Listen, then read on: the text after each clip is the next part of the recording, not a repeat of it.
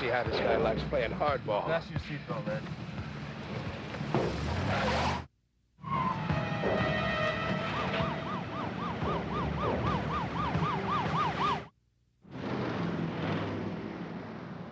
Go, he's got her!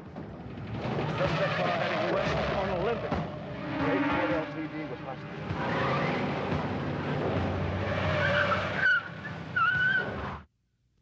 Nobody goes home. Nobody else comes through. It's just him and me.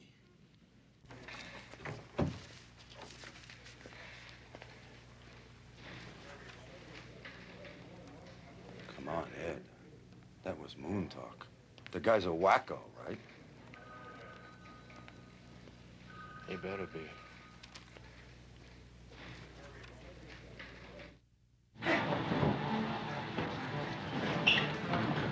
Reese!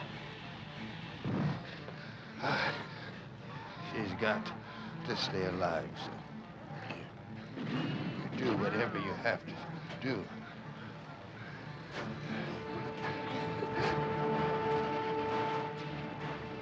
Were these scenes needed in the movie? I don't think that they were, because I think that what James Cameron was really doing with a lot of the characters in this film was that he was setting up certain arcs for the characters with facial expressions, with them just having a certain countenance on their face that showed which way they were going. And in my opinion, that's way better than people talking about stuff. I've done a very similar thing in the film Case of Death, which I made, which the Barry character, the main protagonist in the film, he kind of breaks down in the film, and you can see it through certain looks on his face, certain gestures with his facial expression, and towards the end of the film, there's the breakdown. But like, he didn't really need to talk about it in the film, and I think that's what James Cameron done very well in the Terminator film, is because every character has their tube to go down.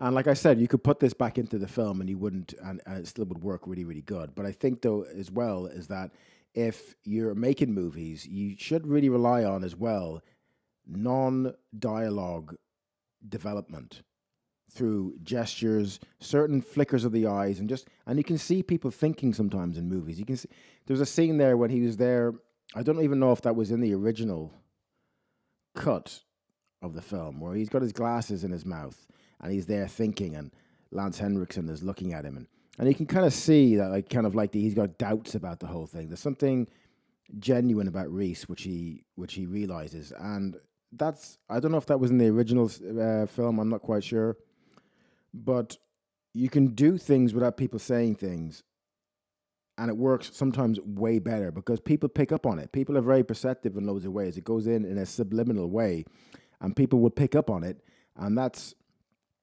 only the arc you really need.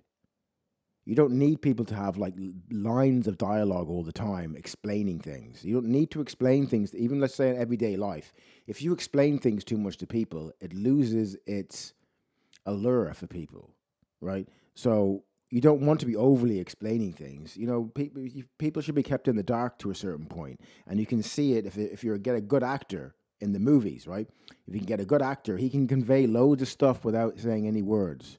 So I thought that was interesting in the Terminator film. I thought that was interesting. They deleted some of these scenes. They didn't have to delete them, but they ended up deleting them, and it wasn't only for runtime. The film wasn't even that long, the Terminator. They could have left it in. There would have been no problem leaving it in, but I think they were good cuts, and someone like James Cameron will always make good, especially back then when he was making better films in the 80s and 90s and stuff. He'd make good decisions on a lot of choices for his films.